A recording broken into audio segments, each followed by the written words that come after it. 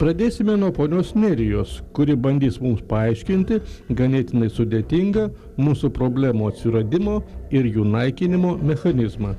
Darant prasižengimus priėjus tam tikrą ribą, pasidaro tai, kad žmogus pradeda netekti bioenergijos savo. Tai vadiname nusiurbimai. Irgi yra toks dalykas, ant kiek tamsos pasaulis, arba kaip mokslininkai sako, ten siurbelės visokios, pavadinimai keičiasi. Ant kiek yra suinteresuoti žmogaus siela, yra papildoma energetiniais teršalais ir žmogaus kaip tik tos neigiamos emocijos suviešinamos. Taip ir atsitinka, ir žmonės tampa vagimis, žmonės iš tikrųjų žudo, žmonės savęs nekontroliuoja, nes tai iš tikrųjų nebūna jie. Galbūt aiškumo įneš ponas Vitalijus, pagrindinis sielų ir kūno daktaras. Jūs nesate joks kunigas, ar ne? Ne. Jūs nesate joks gydytojas? Ne. Kokiomis galiomis jūs gydote? Prašymą. Jūs prašote ko? Aš prašau, būtent ką prašo žmogus pas mane, kokį išgyjimo, kas kliuda jam. Žmogus sergantis kokią nors ligą paprašo jūsų pagalbos. Taip. Tada, aš atsiprašau, kad veržiuosi aiškindamas mechanizmas. Kas tada vyksta po to? Vyksta už jį prašymas, už šitą žmogaus.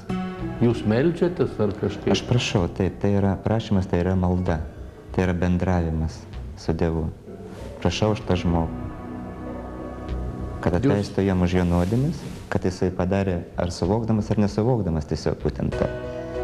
Prašau atleidimo jam už tą žmogų ir vyksta stebuklingi išgijimai.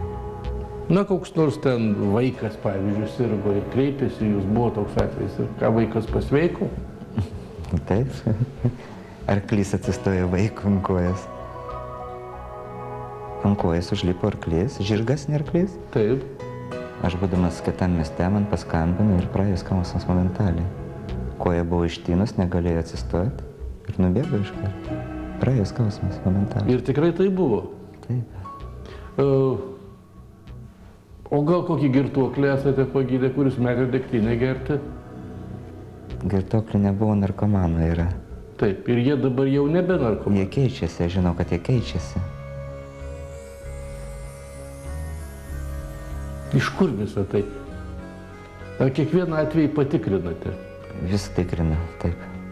Kad nenuklystų žmogus. Kai kamera buvo nejungta, dar kalbėjome apie tam tikras technologijas. Sakėte, kad kai kurie stebėsi, kad jūs ten jokių judesių nedarote, nemosuojate. Tiesiog ateina žmogus, kreipiasi pagalbos, jūs pasimeldžiate už jį, galbūt netgi nepasimeldžiate, prašote pagalbos. Prašau pagalbos, taip. Nėra, aš negaliu, aš skaitau, tai darbas mano, pašaukimas darbas ir negali būti nei biškį melo. Palaukit, už kiekvieną darbą mūsų žemė yra atlyginama, jūs įmate už tai kažkokius... Aš taip pat imu pinigus už tai, taip. Įmate? Taip. Aš nesu Jėzus, aš paprastas žmogus. Taip. Gal tie pinigai labai dideli ir ne visiems įkandami? Pagal kiekvieną bagažą, praeito gyvenimo pasiekmes, ką jis pridarė yra. Tai ir yra. Skirtingi pinigai, bet aš skaitau, tai yra sąžiningai, nes dar nebuvo tokių atvejų, kad žmogus neturėtų tos sumos. Bet žinot, aš esu savo laidose irgi iš tam tikrų ekstrasensų ir burtininkų taip švelniai neskaudžiai pasijuokęs, nes matau, kad tai yra žmonių apgaudinėjimas. Kaip žmogui, žiūrovui atskirti, va šitas žmogus kalba tiesą, jis tikrai turi ant gamtinių galių ir gali padėti, o šitas yra šarlatanas. Atsiprašau už tą žodį, bet taip būna. Pas mane žmogus ateinantis randa ramybę, jis nenori išeiti tiesiog. Jam gerai, sielai gerai. Supranta. Kada gyja siela, gyja kūnas. Automatiškai.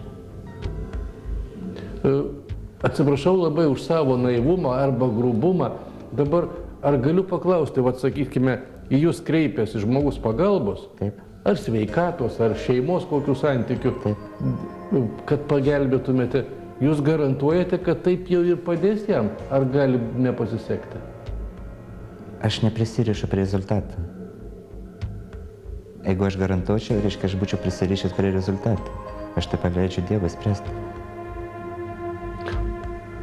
Aš tai tik danešu tą problemą, kurią maišo žmogum šiam pasauliu gyventi.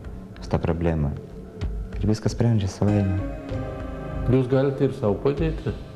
Taip, aš jau be akinių. Kur yra regėjimas žmogaus, pats sunkiausias nuėmimas. O reikėjo akinių, taip? Taip, -3. Ir dabar? Ne mašinai guli akiniai. Kas čia per daiktas? Iš kur sugebėjimai tokie? Ar jūs vėlgi sakysit, kad čia ne jūsų nuopelnas? Ne mano. Čia kiekvienas tai turi. Jūs manot, kad Vaitiekūnas išvažiuos toks teisingiau nusiteikęs, šventesnis? Manau. Manote? Taip.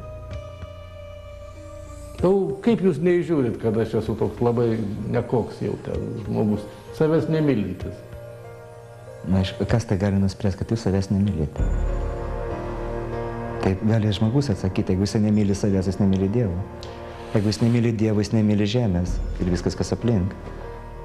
Nu, aš jeigu būčiau save labai mylėčiau, šiandien būčiau laiku atsikėlęs ir padaręs mankštą, bet taip nebuvo. Manot, rytoj tai bus? Gal ir bus. Jeigu mankšta jums rūpi, tai galime ir be mankštos bus sveikam. O jeigu ten su stuburu problemos, o jeigu kažkokia operacija laukia? Taip, aš turėjau su stuburu problemą. 3 lankstelį pas mane lūžė. Sakė, net neoperavo. Aš vaikštau sėkmingai. Dirbu visus darbus. Ir nieko skausmų visiškai nėra. Kaip mes turime tai apiforminti savo laidoje? Mano laida nėra religinė. Taip. Mano laida nėra politinė. Mes rodome įdomius žmonės ir labai džiaugiamės radę žmogų, kuris gali padėti kitiems. Čia tokią misiją tikrai turim. Ir dabar mes turim pasakyti, kad ponas Vitalijus, reiškia, jau yra pasiryžęs padėti, o jeigu jūs užplūs 100 skambučių. Taip ir yra jau. Aš dirbu 24 valandas per parą. Man skambina ir naktim, ir skausmai, ir... Gerai, paskambino naktį žmogus, kuriam labai skauda. Po kiek minučių jam nustojo skaudėti? Būna iškart praeina. Pokalbio metu praeina. Vėlgi tai nesprendžia. Šiaip jau iki šios interviu vietos bent kokius 4 kartus turėjome jūs įspėti apie būtinybę netikėti tuo, ką čia rodome aklai. Tikėti reikia pamatuotai. Tikrai... Jis sakė, kad nelabai ten domisi tais rezultatais. Kreipėsi, padėjo, tai ačiū Dievui, nepadėjo ir jie negali žinoti dėl ko. O vat gal jūs sekate, kiek ten procentų sėkmės tos yra? Žmonės veiksta, skausmai praeina iš tikrųjų iš karto pas žmogų. Iš karto. Uždegiminiai, kai būna, vat, pastebėjau, vat, buvo ir taip pat, vat, kur kreipėtės ir parduotuvėje moteriai, stuburo buvo nervo šaknelių uždegimas. Nuo parduotuvės iki čia, kol grįžom, jai praėjo visiškai. Biškutuką ten, sako, jautė, sako, taip stovi ir sako, ir nežinau, šoką, sako, nesuprantu, kas atsitiko. Sako, buvo didžiulis skausmas, baisiausias ir dingo. Jeigu atėjo žmogus, kuris pasakys, aš netikiu nei į jokį dievą, ar jūs jam padėsite? Padėsiu. Taip. Ir kas įdomiausia pas Vitalijų, vat ką jis ir nepaminėjo, būna žmogus ruošiasi važiuoti ir užtenka vien tik to ruošimas ir jam pagerėja. Dar kartą pabrėžiame, galite visu tuo netikėti, bet galite, jei reikia, ir patikrinti. Yra buvę, kad kas nors prašytų padėti dėl nelabai pasisekusių meilės reikalų? Buvo. Buvo ir susitvarkė per vieną kartą. O buvo pas mane, iškart santykiai pasitikė. Pasikeitė santykiai? Taip, ir dėl vaikų taip pat nevaisingumo. Buvo nevaisingi, po to ir atsirado vaikučiai. Taip.